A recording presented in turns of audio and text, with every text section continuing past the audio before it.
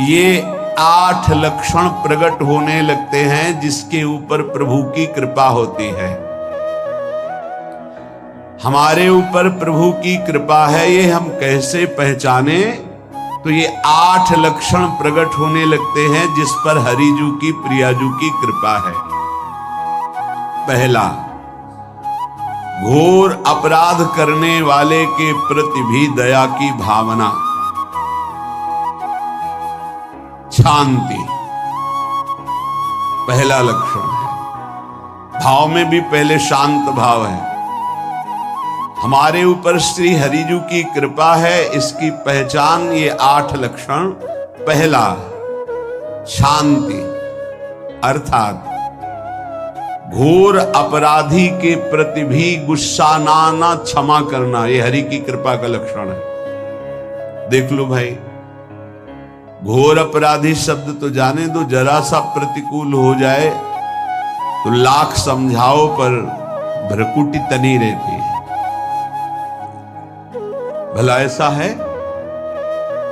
अपराधी पर भी क्षमा का भाव होना, ये हरि कृपा पात्र में ही होगा, अन्य में नहीं।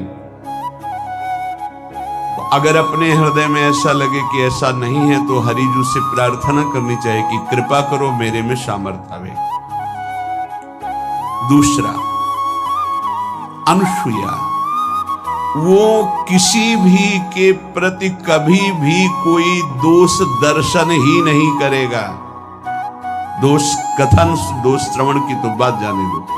अनुसूया, दूसरों के गुणों में दोष ढूंढना, ये नहीं होता। हरि कृपा पात्र में ही नहीं होता। ये सब भजन के नाश करने वाले हैं। जैसे पहला अपराधी पर क्रोध कर देना, तो माया ने भेजा इसीलिए था कि तुम्हारे साथ व्यवहार ऐसा करे कि तुम क्रोध करो। क्रोध करोगे, तुम्हारी ऊर्जा शक्ति नष्ट हो जाएगी, अध्यात्म में जो चलने की थी। और कहीं तुमने संकल्प कर लिया तो भजन शक्ति नष्ट हो जाएगी। तो अगर भजन बल है तो गया, जरूर उसको दंड मिलेगा, पक्का मिलेगा, 100% मिलेगा, लेकिन आप खाली हो गए। ना भजन करने की वृत्ति रहेगी और ना भजन रहेगा, दोनों बात। अनुसूया, किसी के सद्गुणों में दोष देखना, गुणों में दोष ढूंढना, ये हरि कृपा पात्र में नहीं होता। ये बहुत मंगलमयी बातें हैं जिससे हमारा भजन मार्ग पुष्ट होता है। तीसरा, वो बाहर से और भीतर से पवित्र रहता है, हरि कृपा पात्र।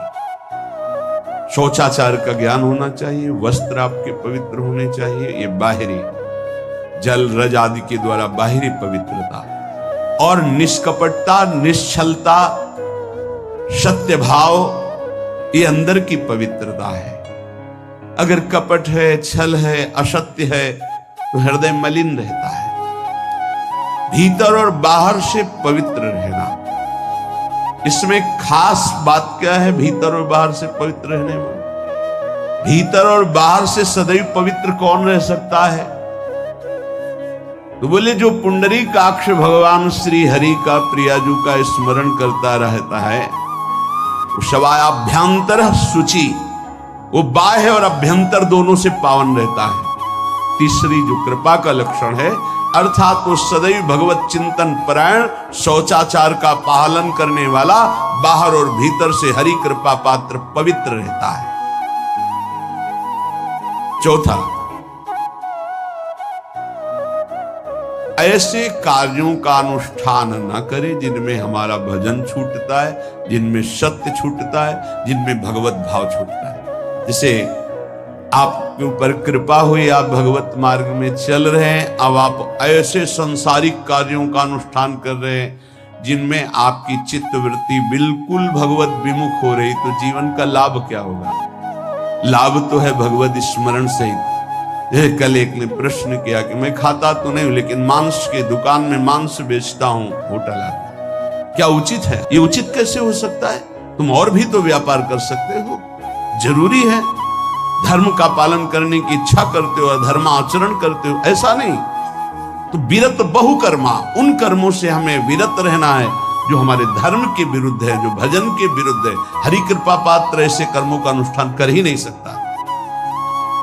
अपने भजन का फल देखना भगवत कृपा पात्र की, सबको प्रदान कर देना। हिम्मत है? अपने भजन, इतनी मेहनत से किया हुआ भजन, भजन होने के बाद हे प्रभु इस भजन का फल हो, सर्वे भवन्तु सुखिना सर्वे सन्तु निरामयः। यहां तो कहते महाराज एक माला रोज आपके लिए करता हूं कि आपकी बीमारी ठीक रहे, तो शेष किसके लिए करते हो प्रभु?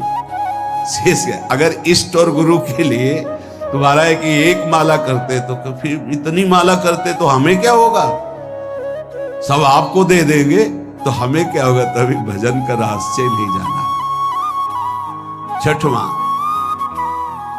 अपने भजन से अपने लिए कुछ भी ना चाहना और दूसरों की तो बात जाने दो, दूसरों से कुछ ना चाहना ये तो ठीक है, अपने भजन से अपने लिए कुछ ना चाहना है हिम्मत। देखो ये हरि कृपा पात्र में हिम्मत होगी। अपना भजन अपने प्रयोग में ना लाना, इसका भी आंतरिक रहस्य है। अपने प्रयोग में आप शरीर को लेकर के बोलेंगे, अगर स्वरूप को लेकर तो प्रयोग की कोई वहां जरूरत ही नहीं, स्वरूप पूर्ण काम है, वहां कोई अभाव नहीं। जब आप कोई भाव अपने लिए करेंगे तो देह भाव होगा, देह भाव से किसी विषय की मांग होगी। विषय पूर्ति भजन का फल नहीं होता, भजन का फल होता विषय निवृत्ति। बहुत जोर की बात है, कैसे समझ?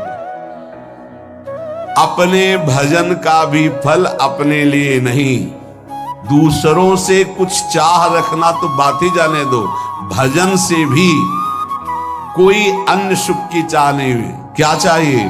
भजन ही बनता रहे, भजन का फल भजन बनता रहे, खूब निरंतर जप करते रहे। सातवां, किसी भी मान सम्मान कीर्ति पद प्रतिष्ठा के मिलने पर हृदय का असंतुष्ट हो जाना, यह हरि कृपा पात्र का लक्षण होता है। प्रणाम नमस्कार जय हो तो हृदय में असंतुष्ट हो जाना चाहिए। कोई किंचन मात्र अभिमान न उदय हो जाए। प्रभु बचाओ, ये माया की चकाचौंध से बचा लो नाथ। कौन सा अपराध बन गया कि आपकी जय की जगह यहां हमको ऐसा सुनना पड़े। मान प्रतिष्ठा कीर्ति जिसके लिए बड़े बड़े लालायित रहते, हरि कृपा पात्र को विष की तरह चुभती है। और आठवां, किसी भी प्राणी समुदाय से संबंध ना रखते हुए सब पर दया की भावना, सब पर कृपा की भावना, सब पर करुणा मैत्री, पर किसी से ममता नहीं। ये सूत्र बहुत व्यवहार में प्रयोग करने योग्य है। सबसे करुणा और मैत्री, पर किसी से ममता नहीं। करुणा तो करी भरत जी ने, मैत्री भी की मृग से, पर ममता रहित नहीं रहे। ममता कर ली तो अगला जन्म हिरण का हो गया। ममता नहीं रखी। निर्ममो